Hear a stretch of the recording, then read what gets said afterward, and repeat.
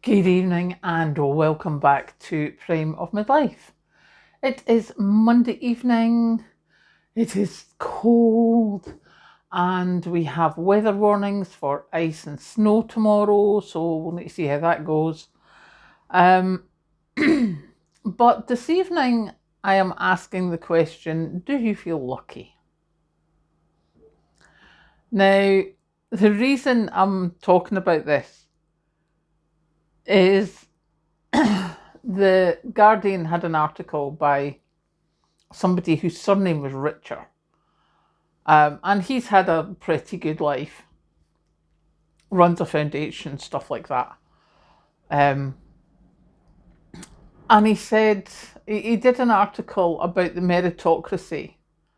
And he's like, people are saying, I managed to do that because hustle culture and I worked hard and, that's why I am where I am today.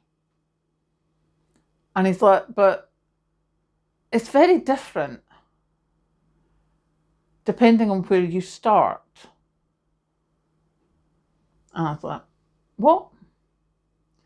And he asked the question, do you feel lucky? And I was like, well, it's not the worst, but it's not the best. Could be a lot easier. And then he started asking the questions that actually made me start to think. It's like but I was born in a peaceful time, in a stable country. I was like, oh, yeah, okay. Because my dad was born in 1940, my mum was 1944. My mum was from Paisley. Her father worked on the docks. And she remembers there was an attack. Well, it's obviously not she remembers because she wasn't old enough, but she remembers getting told the story. And that wherever they lived, they had to come across the Clyde. So she must have been at the other side. And there was family members, hundreds of people standing waiting for families to come across in the Clyde after it had been attacked. Waiting to see if their families could get across. Now, as I say, my mum was born in 44, so she doesn't remember it. But she does remember that she didn't get a fresh orange until she was about 8. She didn't get real eggs. She had dried eggs for the first few years. And she remembers that. Dad had it easier. He was on a farm. And they moved, 1942, they moved to where the house that we just had to recently sell.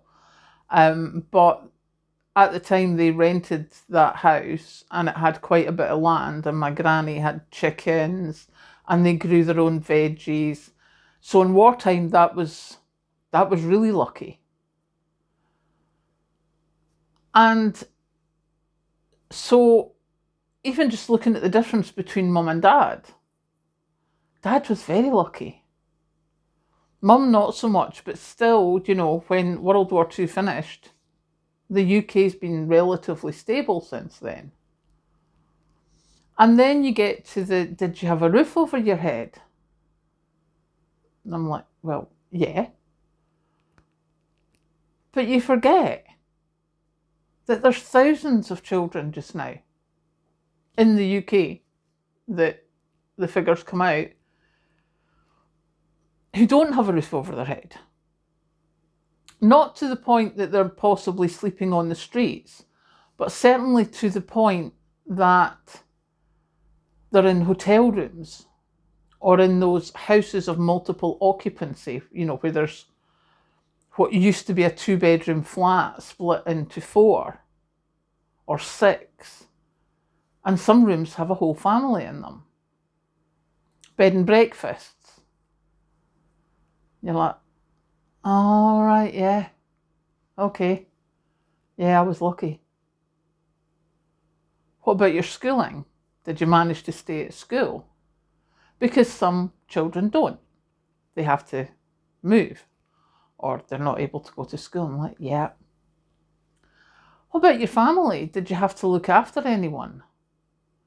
Because for some people, whether it's family members who are physically challenged, mentally challenged, age challenged, whatever, I don't actually know the politically correct way to say things nowadays, so I'm just going with that.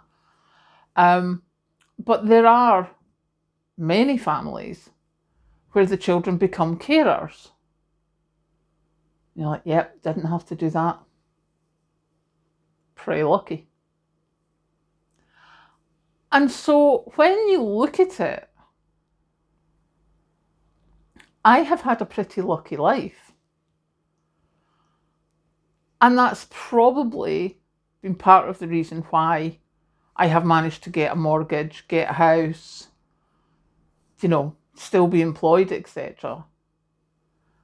But if you look at someone who was maybe brought up in those bed and breakfasts or in rental accommodation that's awful, or in a city centre area where it's not safe to go out, then I have been very, very lucky. But somebody in one of those situations will probably find it much more difficult to lead the life that I'm leading. So it's not really a meritocracy. A lot of it depends on luck.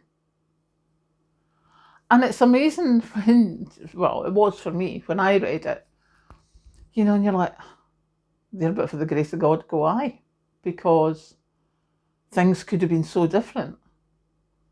There was people I was at school with that had a much more difficult life than I had, or weren't as lucky as I was. And that was in a small rural school. Big city centre schools, I'm quite sure there was a lot more people had things a lot more difficult. I know certainly from when I was a kid, there was industries closing down. Fathers who used to be the main breadwinner suddenly left with no work. And the trade that they had, whether it was miners or steel workers, dock shipbuilder type people, their work world just ended. And they had skills that weren't transferable, so they had to go and learn new skills. Or go from someone who was very well paid for a skilled trade to whatever job would give them money to cover the rent. So, yeah, I am pretty damn lucky. And for that, I am thankful. So I just thought I'd put it out there, because before I read that article, I didn't appreciate just quite as much how lucky I have been. So I thought I'd come and tell you all so that you can count your blessings. Catch you later.